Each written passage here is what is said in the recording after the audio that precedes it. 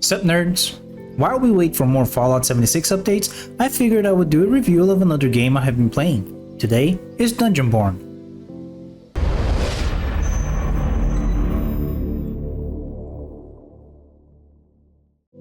Dungeonborne is a relatively new medieval fantasy extraction game. The only real contender to this was Dark and Darker, and though both have been around for a while, they both only recently came out on Steam. But my friends and I decided to stick to Dungeonborne as Dark and Darker had several drama going on with it at the moment. I don't actually know if any of the allegations are true, so I will refrain from talking about them here. But for me personally, I didn't like the idea of only being able to make one character if you are free to play. Dark and Darker had this and other limitations for anyone who was free to play players. Dungeonborne didn't put any such limitations, with cash points being used only for cosmetics, so it was obviously more attractive in my eyes.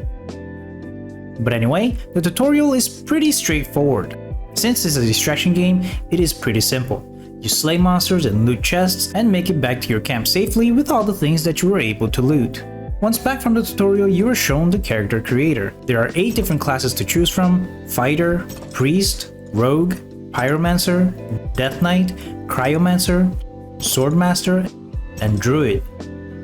But you do get 12 character spaces, so you can make one of each with no issues and try each of them out. They each have their own unique skills, and they get some stat increases with each time you level up. The levels cap at just 20, so it's pretty easy to reach max level with several characters to try them all out. But the equipment, though limited per type, do have overlaps between each class. More on that later. The character creator isn't too crazy. There's some presets and specific color picker, and that's okay. It's not bad, it's just not amazing either. Once you make your character, you'll be shown your quote-quote camp. This is technically your lobby, and up here you can see that there are several tabs for you to check out.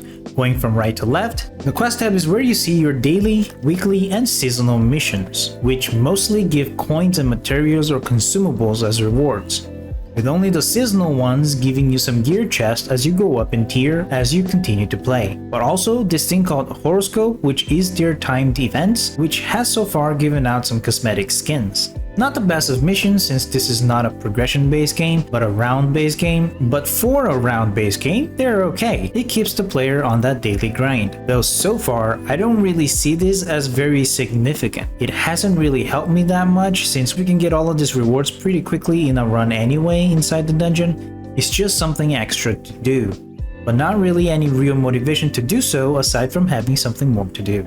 The shop is the cash shop. This is where you can get skins for your weapons and armors and your back as well. You do need moonstones, the cash currency, to buy stuff here. And to buy moonstones, you do need to use real life money. There's a bundle for 144 moonstone pack, 770 pack, and 1600 pack, which seems a bit random to me. This is also where you buy the auction house listing privilege for 400 moonstones.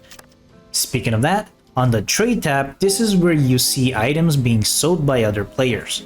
There's a nice filter here to find the stuff you need, and find even by classes so that you only see the stuff that your current character can use and so forth. Everything here is sold with coins, which you can get from the dungeons or by selling the stuff you bring back from the dungeon. The auction trade is where you can use the auction house listing privilege that we saw before, which players bid on specific items in hope to get very sought after items or just to get items for less money. The merchant tab shows you an NPC to whom you can sell all the stuff you found in the dungeon. She also sells some stuff that can be useful, like consumables and throwables, some gear ranging from green, blue, and purple rarities, to crafting materials, and a tab for weekly free stuff that you can pick up. The Alchemist is where you can craft your own potions and bandages by using some materials you get from the dungeons. This is a good way to always have consumables without having to spend your coins. You can also create throwable stuff as well. And finally, the Heirloom, which is probably where you will spend the majority of your early game on. Here, by clicking this red hammer, you can dismantle any equipment you bring back from the dungeon. Breaking them gives you the material of the rarity of the item that you dismantled, which can be conveniently seen up here. The rarities are white for common items, breaking them gives rough iron ores. Green for uncommon items, breaking them gives you ilmenite ores. Blue are magic items, and breaking them gives refined steel ores. Purple are epic items, and breaking them gives you star fragments. Pink is an exceptional item, and breaking them also gives star fragments. And red is legendary items, breaking them also just gives star fragments. There is also one more material called Mythril tokens. You can get this from missions usually, and from the merchant lady along with all the other crafting materials. But what are these materials for? Well, you can unlock and craft Heirloom. Heirlooms are like exotic items in Destiny 2 or artifacts in New World, in that you can only equip one heirloom of each type, the types being weapon, armor, and jewelry. So even though I can dual wield one-handed swords with this rogue, I can only use one heirloom sword on there. But I can equip one sword heirloom, one chest piece heirloom, and one necklace heirloom all at the same time, because they're different types. But what's so good about heirlooms? Are they better than the items you find in the dungeons? Well, not always. But this being an extraction game, it of course means that if and when you die, you do lose everything that was in your inventory and equipped on your character. If a party member grabs one of your stuff after you died and escapes successfully, that item will be returned to you, but more often than not, that won't happen. You can mitigate this by rolling one of those Mythril dice that you saw the merchant selling, and it will randomly pick one of your equipment slots so that it will be immune to dropping when you die. So if you roll a chest piece, you can take your best chest piece without fearing losing it even if you die. Otherwise, the next best thing is to take heirlooms, because the heirlooms you can unlock here will be available for you to craft at any time. So even if you lose it, you can just craft it again. Not only so, but as you gather more materials, you can make these unlocked heirlooms better, increasing their rarity and thus their stats, but also you can unlock specific perks for them. You can unlock up to 3 perk slots, each by increasing the rarity of the item, green having 1 slot, blue having 2, and purple having 3 slots. These heirlooms can, so far, be upgraded until the pink rarity, but each type so far has 1 legendary heirloom that you can unlock. I made a video on how to get them if you want to check them out later. But these legendary ones have the same stats as blue heirloom counterparts, so though they're not very strong, they do possess perks that are much better than the other heirlooms. That said, none of these will be better than a legendary item that you get in the dungeon from bosses, so there's that. But definitely can be a great help for your earlier runs and for you to maintain your gear score, so you will have to consider what to unlock first. Like I mentioned, the usage of equipment types do overlap between some classes, so if you do get a one-handed sword heirloom, well, practically every class can use it. But a plate armor, only the warrior and death knight can use it, so it will of course depend on which character you use the most. But again, if you do play enough, you can unlock everything if you really want to. Now let's go back a little and talk about the gear score. I mentioned it, but what is that? Each equipment has a level on there. The better the item, the higher the level. Adding those levels of each item together is how you get your total score. Now, I'm not too certain that your gear score is how the matchmaking is made, because early on we did see people with 30 gear score in our runs while we only had 8 gear score, so maybe matchmaking is just random, or maybe that was a bug back then. I don't know, I'm not certain. But what I am certain of is that you do need at least a specific gear score in order to play the higher difficulties. I've seen many people just keeping green items and selling all of the blue and above rarities to gather a ton of gold. I'm not sure that maintaining your gear score below a certain level will ensure anything, but it's just something I noticed. Now pressing tab opens your stash, which is where you can store the stuff you don't want to sell nor destroy. Or any of the materials you gathered, you can just stash them away here so that you don't lose them on future runs. You can buy extra storage with coins, so it's no biggie to have a lot of space to stash stuff. Here is also where you can change your skills, because as you can see, some classes have more than 2 skills, but they all can only equip 2 at a time, the Q ability and the E ability. This is also where you can manage your builds, because you can see your stats here. Putting your mouse over them shows that some passive skills become active if you reach a certain amount of that specific stat. And of course, you can manage the stats by equipping different items, as they will each add some stat or another. This way, there will be several different kinds of builds that one can do, with each class making the fights more interesting. This is also where you have the Appearance tab, which is where you equip your cosmetic skins. Now, back to the center tab, the camp. This is your lobby. When other people join your party, you will see them sitting around your campfire. And this huge rectangle here is how you choose the different modes and difficulties. There's a training room, which is just that, custom games for just 2 teams of 3, with 3 different maps for team deathmatch. The Mythril Order is a mode where you are given white items. These items can be upgraded the more you play in the Mythril Order, and this is a good way to play the game without any risk as the gear is just given to you. That said, you do choose between 3 preset classes and they are apart from the characters you created, so no progression is transferred. Not to mention, having the Heirloom system sort of makes the Mythril Order gear kind of obsolete. Also, anything that you grab while playing in the Mythril Order will be converted to coins when you make it out, not giving you the opportunity to dismantle them to craft Heirloom. So I assume this is for people learning how to play, but honestly, it's probably more advantageous to learn as you level up your own character to improve your Heirlooms from the start. That brings us to these 2 maps, which are the normal mode maps. There are only 2 maps, which is pretty limited to be honest, since both maps are fairly small, but each have 2 difficulties, casual and classic. The maps are fairly different, but the idea is still the same. The teams can be solo, duo, or trios in each of those. If you go as a duo, you will only be matchmade with other duos and so on. And the idea of the game is very simple. Each team will spawn in a different part of the map. The objective is to escape back to camp by using portals.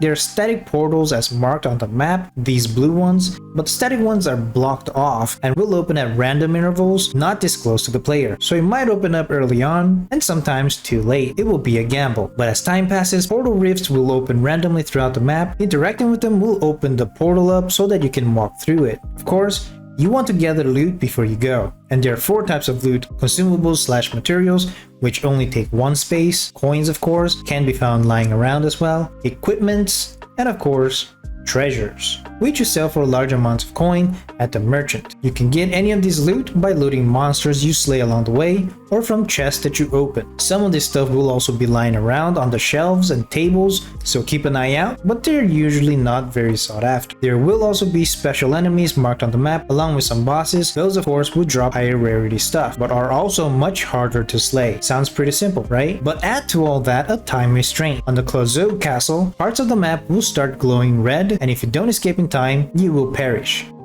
In the Sinner's End, there will be a red zone closing in with time. Think of blue zones in PUBG. As time passes, the safe zone will get smaller and smaller, forcing the remaining players to face each other and other monsters. So whether you want to escape whenever an opportunity arises earlier on, or risk it to gather more valuables, is up to you. Added to all that, in the Sinner's End map, there are red portals and purple portals.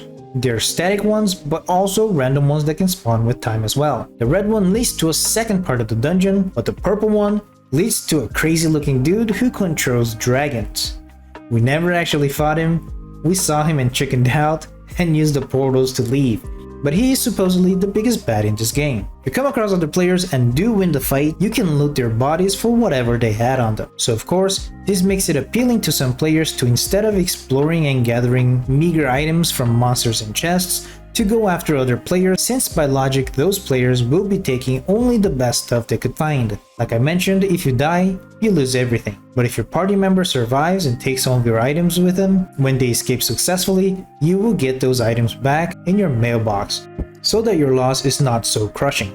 There are also buff shrines around that buffs a specific stat, or sometimes give resurrection stones to revive your fallen party member. And really, that is it for the core game. Seeing as there are only 2 maps, it can get quite repetitive after a while, but improving your gear slowly so you can take on more bosses can take a moment if you aren't an experienced player. That said, there's also competitive mode, which for most times it will just be the team deathmatch. But once in a while you will also see Clotho's Trial, which honestly is just like Trials of Osiris in Destiny 2. It's 3-on-3. When someone dies, they stay dead until only one team remains. Whichever team survives 3 rounds first wins. If you can get a certain amount of wins flawlessly, then you get a bunch of rewards. See? It's just like Trials of Osiris. But like I said, this is not something that is always there. So I assume there will be more modes planned for the future that will come and go. And honestly, that's all there is to the game so far. The combat and controls are okay. Nothing fantastic. It honestly feels a bit bare bones, but it works. The class skills definitely do add more complexity and fun to it. And despite there being specific bosses around,